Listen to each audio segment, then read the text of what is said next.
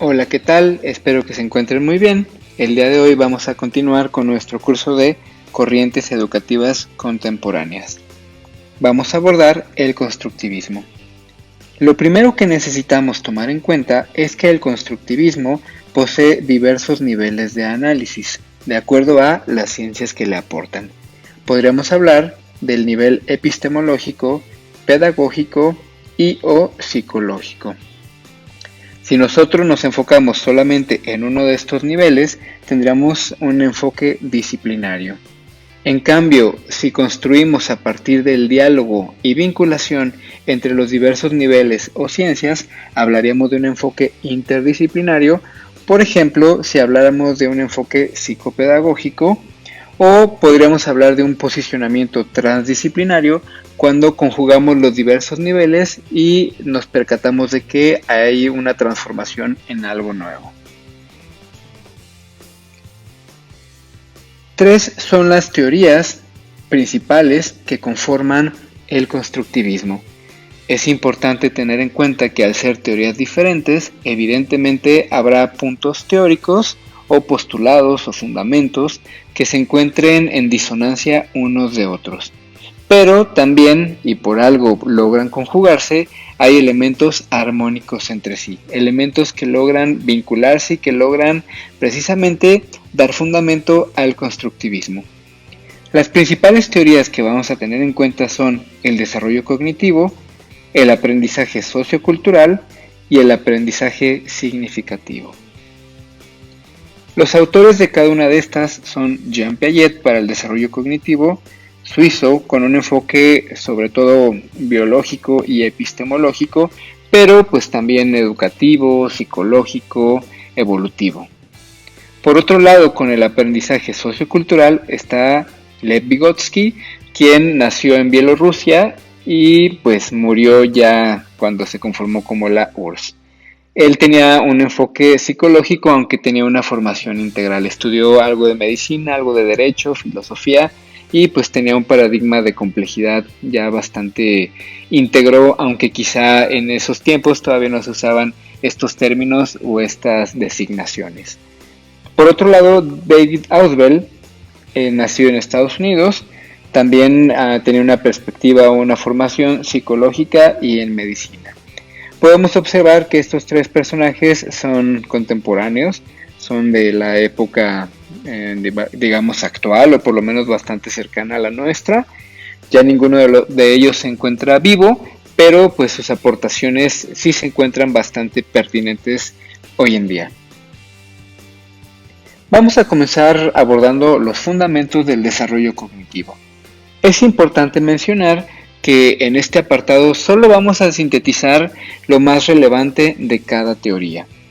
Si alguno quisiera profundizar, lo invito a que pueda abordar fuentes primarias, pueda abordar la literatura, pueda abordar diversos medios con tal de hacer su conocimiento más amplio. Bien, abordando el desarrollo cognitivo, lo primero que quiero que tengamos en cuenta son los siguientes postulados. Se trata de una perspectiva evolucionista, por lo tanto que va a requerir adaptación. Bien, recordemos que la evolución implica justamente adaptación, pero ¿quién es quien sobrevive dentro de la evolución? Justamente quien es el más apto. Y esta aptitud en qué va a recaer, pues en cada organismo va a recaer en elementos o composiciones orgánicas distintas. El ser humano, su mayor elemento de adaptación va a ser su capacidad mental, su capacidad cognitiva. Por lo tanto, su principal herramienta de adaptación frente al mundo va a ser su capacidad de generar esquemas cognitivos que le permitan vincularse con la realidad. Por esto, para Piaget es sumamente importante que los niños, los jóvenes, incluso pues desde bebés, pueda haber este contacto con el medio ambiente, esta exploración y esta experimentación. Es sumamente importante para Piaget el contacto del niño, del joven, del adulto, en pocas palabras, del aprendiz, con la realidad. Por ello, va a promover elementos como la investigación, la experimentación. Esta adaptación se va a dar mediante dos momentos. la asimilación, en donde nuestras nuevas perspectivas y composiciones de la realidad van a introducirse en nuestro esquema cognitivo, pero una vez que estas ideas, estas percepciones del medio ambiente se integren con los conocimientos previos que ya teníamos, se va a lograr un momento que se llama acomodación. Ambos conforman la equilibración o adaptación y es dinámica, es decir, no quiere decir que una vez que se logre la acomodación, pues nos estamos en un estado ya de solidez o de estática, no, o sea, al contrario, la mente es dinámica, si no, no se adaptaría a las diferentes demandas y pues esto sería justamente contradictorio a una perspectiva evolucionista. Peligroso es cuando muchos seres humanos pues pensamos que nuestros esquemas cognitivos ya están completamente consolidados y nos cerramos a nuevas oportunidades y nuevas formas de interpretar la realidad. Además, es sumamente importante para Jean Piaget considerar los estadios del desarrollo cognitivo. Cabe mencionar que Jean Piaget trabajó de la mano de Alfred Binet, o bueno, mejor dicho, trabajó para él, siendo Alfred Binet quien diseñó el test de inteligencia, ¿no? El famoso coeficiente intelectual. Piaget se daba cuenta que muchos niños se equivocaban en determinados ítems y que estos niños que se equivocaban en ciertos ítems compartían la edad. Por lo tanto, empezó a percatarse de que había ciertas limitaciones o potencialidades, como se le quiera ver, de acuerdo a la edad. Y esto lo llevó a profundizar y a experimentar pues con diversos niños, incluso con sus hijos mismos, ¿no? Aspecto que en ocasiones se pudo llegar a criticar por la cuestión de la ética. En fin, hablando de estos estadios del desarrollo cognitivo, no vamos a profundizar demasiado, solamente es importante mencionar que en el primer estadio, en el sensorio motor, se habla de una coordinación de la información sensorial y las respuestas motoras, desarrollando la permanencia de un objeto, para posteriormente pasar a la etapa preoperacional, en donde ya se desarrolla el pensamiento simbólico, esta capacidad que tiene el niño de representar determinados objetos y vincularlos con objetos que ya ha conocido o que ya ha trabajado. Estamos hablando también de que está marcado por la irreversibilidad, la centración y el egocentrismo. Aquellas que sean maestras de preescolar, sin duda alguna, pues se habrán percatado de estas condiciones. De ahí vamos a avanzar a la etapa o al estadio de operaciones concretas, en donde ya hay operaciones mentales que son aplicadas a eventos concretos. Ya vamos a hablar de una clasificación y funciones también jerárquicas. Finalmente, en el estadio de operaciones formales, vamos a hablar de abstracciones, pensamiento lógico, más sistemático y ordenado. Cabe mencionar que para Piaget este era el culmen de nuestras capacidades cognitivas. Sin embargo, en la actualidad ya hay posturas que le llaman de pensamiento postformal, en donde pues ya se habla de otro tipo de habilidades cognitivas como la incertidumbre, como las paradojas, incluso como el pensamiento dialéctico, etc. Si quisieran profundizar, los invito a evidentemente buscar pensamiento postformal. Hay diversos autores que hablan de ello. Por otro lado, otra de las teorías corresponde a Lev Vygotsky y es el aprendizaje sociocultural. Los elementos fundamentales de esta teoría son el aprendizaje, el pensamiento, la sociedad, la cultura, el símbolo y el lenguaje. Te invito a que en este momento pauses este video y trates de dar una vinculación a estos elementos. ¿Cómo lo harías? ¿Qué relación tienen? Si ya lo hiciste, te invito a que lo confrontes con esta explicación. El ser humano, como ya lo mencionaba anteriormente, tiene la habilidad de desarrollar esquemas mentales. Estos esquemas mentales se dan a través del lenguaje. Es decir, el ser humano tiene la capacidad de interpretar la realidad a través del lenguaje. Este lenguaje, sí, a su vez, es el fundamento para desarrollar elementos simbólicos. Los elementos simbólicos nos van a diferenciar de los animales. Esto lo dicen tanto, antropólogos como psicólogos, como pedagogos, epistemólogos, etc. Alguien que profundiza bastante en la cuestión del símbolo como identidad de lo humano es Ernest Cassirer en su libro Antropología Filosófica. Bien, habrá otros enfoques en donde el símbolo antecede al lenguaje, o estamos hablando de símbolos que no necesariamente requieren de palabras o de un lenguaje escrito. Hay que contemplar que la complejidad del símbolo pues ha sido profundizada por otros expertos, otros especialistas, sobre todo por los lingüistas. Bien, entonces el lenguaje como base y constructor del símbolo nos va a permitir desarrollar cultura. Esta cultura a su vez se va a conformar en sociedad y va a haber una interrelación, es decir, cultura y sociedad van a nutrirse mutuamente a la vez que pensamiento y lenguaje lo hacen, a la vez que el lenguaje y símbolo lo hacen, de tal manera que todos estos pilares van a permitir contextualizar el aprendizaje como un avance, una atribución, un desarrollo de este pensamiento, del lenguaje en sociedad a través de la cultura, etc. Vygotsky tenía justamente este tipo de concepciones, en donde hay una íntima relación entre estos elementos que tenemos en pantalla. Además, él clasificaba las funciones del pensamiento. Cabe mencionar que Vygotsky trabajó muy de la mano de Luria, siendo uno de los precursores o principales pilares de la neuropsicología.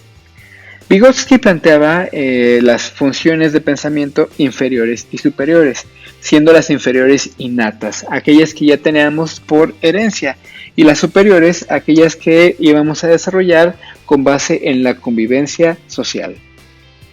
Estas funciones superiores del pensamiento se dividían a su vez en interpsicológicas e intrapsicológicas. Para Vygotsky, el aprendizaje comienza en la sociedad, en la interrelación. Ya mencionábamos la íntima vinculación entre símbolo, pensamiento, lenguaje, cultura, sociedad. Bien, por lo tanto, aprender en sociedad era sumamente importante, aprender del otro, aprender en la interacción. De ahí que las funciones interpsicológicas posteriormente se volvían intrapsicológicas a través de un proceso que él llamaba interiorización, en donde lo que habíamos aprendido de forma intersubjetiva se volvía o se hacía parte de nuestro propio esquema de pensamiento a través de este proceso que, repito, se llamaba interiorización. Además, estos procesos interpsicológicos van a tener determinados matices en el potencial de aprendizaje. ¿Qué es este potencial de aprendizaje? Pues no es otra cosa sino aquellos niveles de aprendizaje que podemos alcanzar. ¿Qué podemos alcanzar? ¿De qué manera? Quizás solos o acompañados por alguien. Este acompañamiento de alguien puede ser un tutor más grande que nosotros o puede ser lo que conocemos como un par. Es decir, aquellos compañeros de nuestra edad o compañeras que, aunque tengan el mismo nivel de edad o de desarrollo cronológico que nosotros, pues van a tener mayor habilidad, destreza o conocimiento en algo. Bien, el aprendiz tiene un nivel real, es decir, aquel conocimiento que él tiene. Sin embargo, él solo podría tener una zona de desarrollo natural, lo que aquí en pantalla se abrevia como ZDN, es decir, el aprendizaje que él puede lograr por sí mismo. Sin embargo, cuando este aprendiz es acompañado por un tutor en un proceso denominado por Vygotsky como andamiaje, va a lograr potencializar aún más el aprendizaje y se va a hablar de una zona de desarrollo proximal o zona de desarrollo próximo, que es esta etapa o este nivel de aprendizaje que se puede alcanzar acompañados de alguien que tiene un nivel más alto que nosotros en este objeto de estudio. Además, podemos hablar de un tercer pilar teórico para el constructivismo, que es el aprendizaje significativo. Este, como ya lo habíamos dicho, es propuesto por David Ausubel. David Ausubel nos plantea diversos tipos de aprendizaje, sobre todo el mecánico y el significativo. El mecánico se basa en la repetición de patrones o simplemente en la memorización, y siendo este la base del aprendizaje tradicional o de la educación tradicional. Por otro lado, habla de un aprendizaje significativo, en donde se logra interesar al estudiante con aquellos conocimientos que a él le parecen agradables, o aunque no le parezcan agradables, le parecen como aquellos elementos que componen su vida, su entorno, etc. También Ausubel nos habla de estructuras cognitivas, al igual que Piaget. Sin embargo, tiene ciertas diferencias con él. Va muy de la mano, sí, de sus procesos de asimilación y acomodación. Sin embargo, Piaget da más énfasis al descubrimiento, y Ausubel también nos dice que no solamente pues hay aprendizaje por descubrimiento, sino también por recepción, solamente que esta recepción debe de contemplar ciertos elementos. Estas estructuras cognitivas van a estar conformadas por representaciones, que pues consisten en dar un significante y un significado a determinados objetos; conceptos, que ya requieren un ordenamiento más sistemático de nuestras representaciones. También el concepto es un nivel de representación, pero que es compartido y objetivo. Además de proposiciones, que ya buscan una articulación de conceptos y representaciones de tal forma que se logre un discurso ordenado, un discurso lógico. Es sumamente importante para el aprendizaje significativo la vinculación entre los aprendizajes previos y los aprendizajes nuevos. Sin embargo, esta vinculación debe de ser consentido, ¿sí? Debe de basarse en el mundo interno de los niños o de los jóvenes o de cualquier aprendiz, para poder vincularlo con los aprendizajes nuevos. Siendo estos aprendizajes nuevos lógicos, es decir, deben de tener una integración interna bien consolidada y una significatividad que tiene que ver justamente pues con esta vinculación con el entorno o el referente que el niño o el joven ya traen. ¿A qué me refiero con la lógica? Bueno, esta consistencia, como ya lo mencionaba, pero quiero que tengamos algo muy en cuenta. La lógica en las diferentes ciencias pues es distinta. En ocasiones tenemos errores porque queremos evaluar con la misma lógica, por ejemplo, a las ciencias que conocemos como duras o exactas, con las ciencias sociales o con las artes, teniendo en cuenta que pues no tienen las mismas reglas metodológicas o epistemológicas. Por lo tanto, ahí habría que tener cierto cuidado. ¿Bien? ¿Por qué? Porque no son las mismas variables las que trata la matemática como la psicología o la sociología o la filosofía o la literatura. Entonces habría que tener muy en cuenta eso. Además, va a proponer Ausubel, junto con Joseph Novak, el uso de organizadores. Estos organizadores pueden ser de diferentes tipos y tienen la finalidad de facilitar el anclaje de los conocimientos previos o su exploración, o en dado caso su consolidación. Estos organizadores pueden ser de diversos tipos y pues son desarrollados también como organizadores gráficos, repito, ya más específicamente por Ausubel y Novak, Joseph Novak. Estas tres teorías tienen su campo en la psicología educativa o en la epistemología, como ya mencionaba, dependiendo del nivel de análisis que tengamos.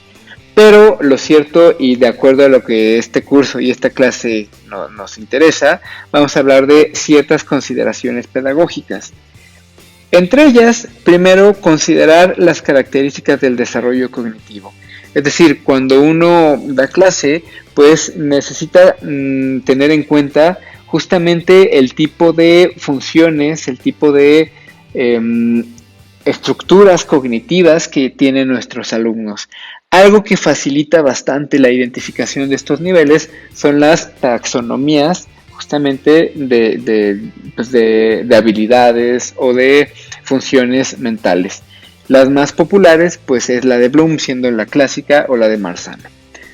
Bien, además vamos a considerar que la conducta es fruto de las representaciones mentales.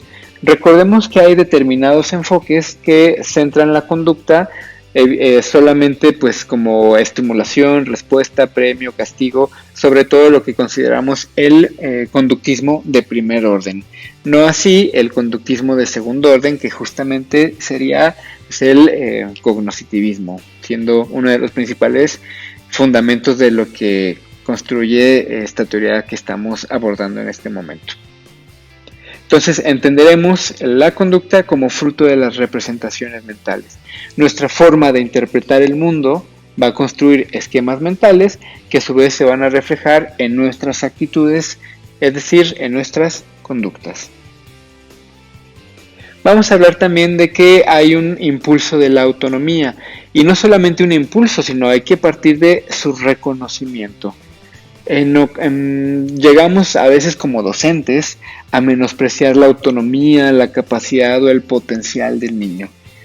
El constructivismo apela por un impulso de esta capacidad que tiene el niño. Por lo tanto, al igual que algunas perspectivas humanistas, habrá que formarlo también en la libertad y la responsabilidad.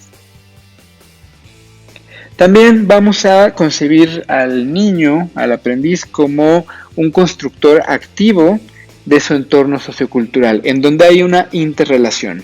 El entorno sociocultural influye en el niño, a la vez que el niño influye en el entorno sociocultural. Además de que el docente, el educador, la educadora tendrá que tener familiaridad con los aprendizajes previos.